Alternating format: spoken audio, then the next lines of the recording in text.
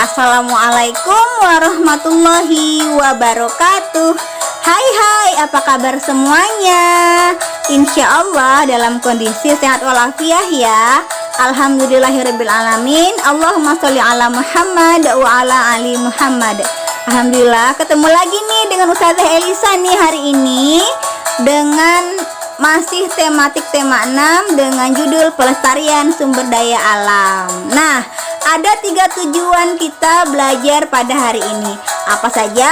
Yang pertama, anak-anak dapat melakukan upaya kegiatan pelestarian sumber daya alam. Yang kedua, memahami pentingnya pelestarian makhluk hidup. Dan yang ketiga, anak-anak dapat mengidentifikasi konservasi terhadap hewan dan tumbuhan. Apa itu konservasi? Akan kita pelajari nanti ya. Baik, kita masuk yang pertama adalah kegiatan pelestarian sumber daya alam. Sebenarnya kita bisa nggak ya melakukan kegiatan sumber daya alam? Tentu saja bisa, sesuai dengan kemampuan kita.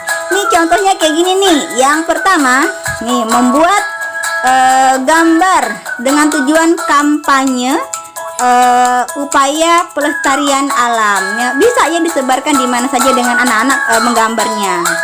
Kemudian yang kedua adalah ini untuk para petani ya, melakukan terasering atau pertanian dengan bertingkat.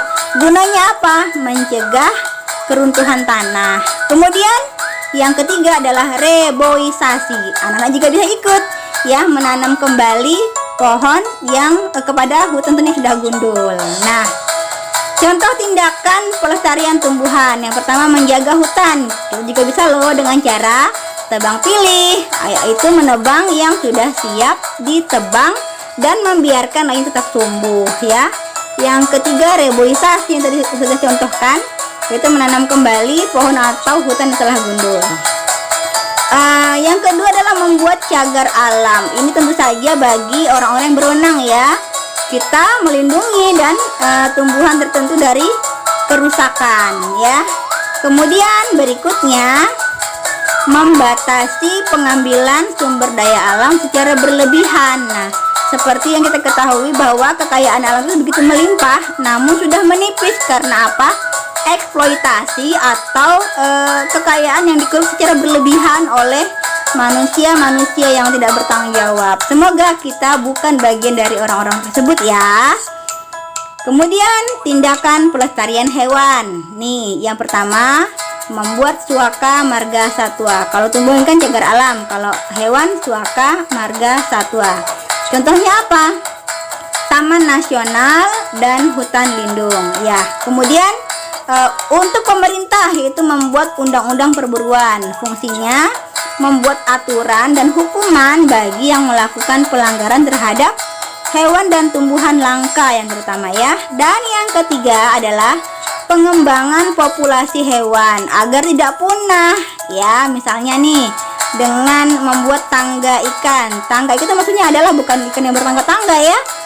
Maksudnya adalah mengambil ikan yang sudah dewasa dan melepaskan ikan yang masih kecil-kecil agar bisa berkembang biak. Kemudian kebun binatang. Ini bagi hewan-hewan yang membutuhkan perlindungan. Misalnya di hutan dia sakit, maka dipindahkan ke kebun binatang, dipelihara dan dikembangkan. Nah, tujuannya apa sih tindakan pelestarian yang kita lakukan itu? Nih, ada beberapa tujuan yang akan kita capai ketika kita melakukan pelestarian. Yang pertama adalah tentu saja menjaga keseimbangan ekosistem alam. Apa itu ekosistem? Itu adalah lingkungan hidup ya di sekitar kita agar tetap terjaga, agar tidak tumbang tindih ya, seperti itu.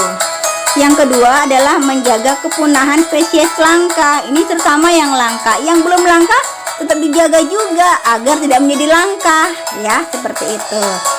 Kemudian yang berikutnya adalah menjaga sumber keanekaragaman hayati. Ini makhluk hidup dan tumbuh-tumbuhan ya, biar tetap menjaga banyak dan berkembang di Indonesia.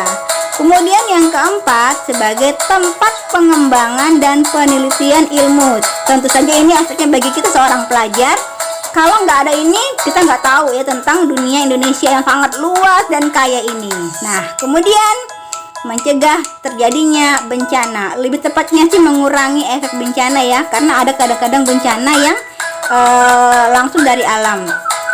Jadi misalnya banjir nggak terlalu tinggi ya, karena diserap oleh hutan. Nah, kemudian yang terakhir adalah meningkatkan sumber daya ekonomi. Tentu saja membuka lapangan pekerjaan bagi warga negara Indonesia. Kemudian masuk ke dalam konservasi makhluk hidup. Apa itu konservasi? Konservasi adalah bentuk pelestarian di Indonesia. Ada dua macam nih, ada in situ. Nah, apa itu in situ?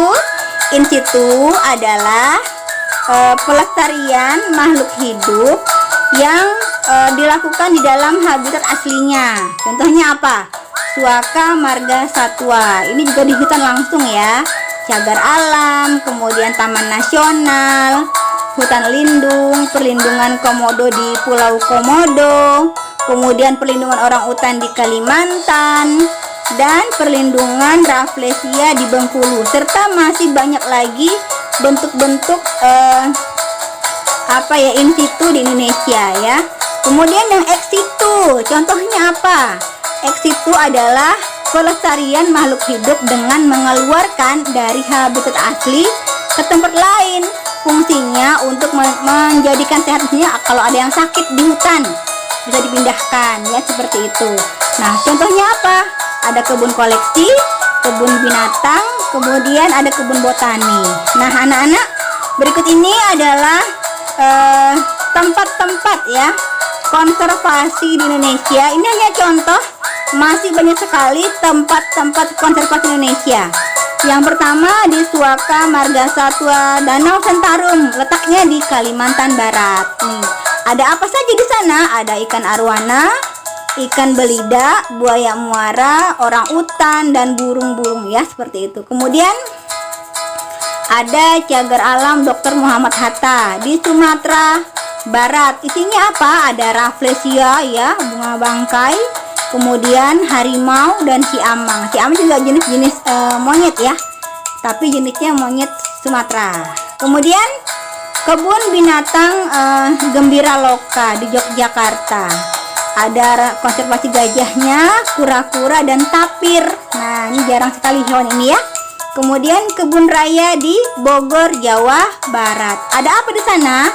Tumbuhan paku raksasa ya, yang sangat besar-besar sekali. Kemudian berbagai macam anggrek dan bunga bangkai juga ada. Taman Nasional Komodo di Nusa Tenggara Timur. Tentu saja ada komodo di situ ya.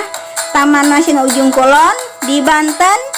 Ada badak Jawa atau bercula satu ya, seperti itu. Masya Allah ya, ini hanya contoh, masih banyak lagi tempat konservasi di Indonesia. Kemudian dalam hadis riwayat Tirmidzi, orang-orang yang memiliki sifat kasih sayang akan disayangi oleh Allah yang Maha Penyayang. Sayangilah semua yang ada di bumi, maka semua yang ada di langit akan menyayangimu. Kasih sayang itu bagian dari rahmat Allah. Barang siapa yang menyayangi, Allah akan menyayanginya. Barang siapa yang memutuskannya, Allah juga akan memutuskannya. Masya Allah ya nak, ini merupakan janji Allah kepada kita. Karena apa? Ketika kita ikut melestarikan alam dan hewan tumbuhan ya, itu merupakan bentuk kasih sayang kita terhadap makhluk yang ada di bumi. Maka kata Allah, aku berjanji yang di langit juga akan menyayangimu. Senang sekali disayangi sama orang-orang langit, sama makhluk-makhluk langit ya. Masya Allah ya. Oke, makin anak-anak, demikianlah yang dapat Ustazah sampaikan. Jazakumullah khairan katsir atas segala perhatian dan tontonannya ya. Mudah-mudahan kita termotivasi untuk senantiasa ikut dalam usaha pelestarian alam. Ya, jazakumullah khairan katsiran. Wassalamualaikum warahmatullahi wabarakatuh. Sampai jumpa lagi.